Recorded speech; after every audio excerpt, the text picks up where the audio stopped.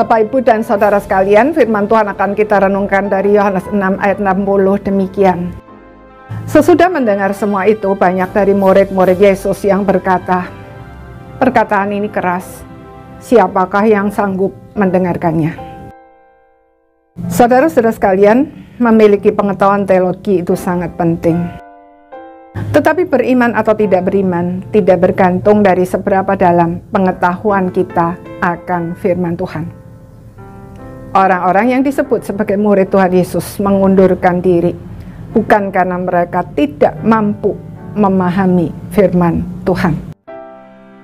Mereka justru paham, tetapi iman mereka digoncangkan oleh perkataan Tuhan Yesus yang bagi mereka itu terasa sangat keras sehingga membuat mereka tersinggung dan merasa diserang. Saudara, firman Tuhan memang tidak bisa didengarkan sambil lalu. Setiap orang yang mendengarnya harus mengambil keputusan, menerima, bertobat dan bertumbuh, atau menolak, mengeraskan hati dan hancur.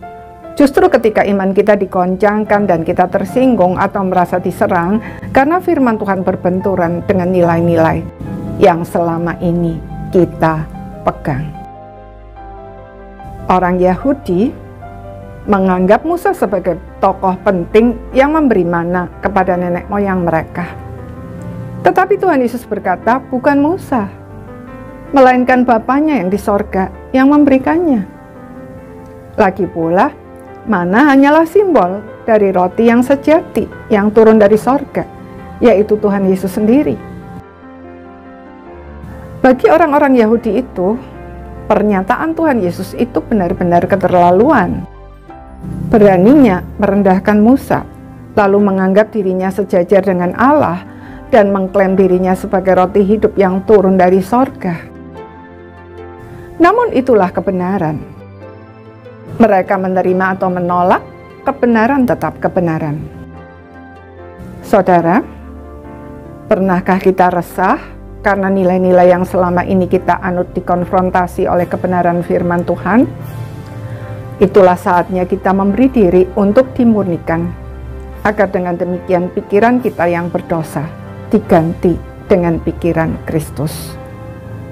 Proses pengudusan sejati bukan dimulai dari perubahan perilaku, sebab perubahan perilaku tanpa perubahan pola pikir bersifat sementara. Perubahan yang sejati selalu dimulai dari perubahan pola pikir dan kemudian berdampak pada perubahan perilaku.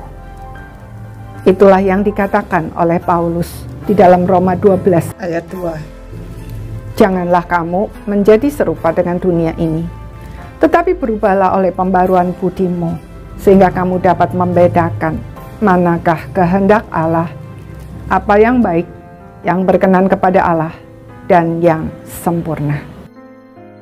Kiranya Tuhan memberikan kepada kita hati yang lemah lembut, sehingga ketika firman Tuhan mengkonfrontasi pola pikir kita, kita tidak mengeraskan hati, melainkan memberi diri untuk diproses dan dikuduskan, sehingga kita boleh bertumbuh menjadi semakin serupa dengan Tuhan Yesus.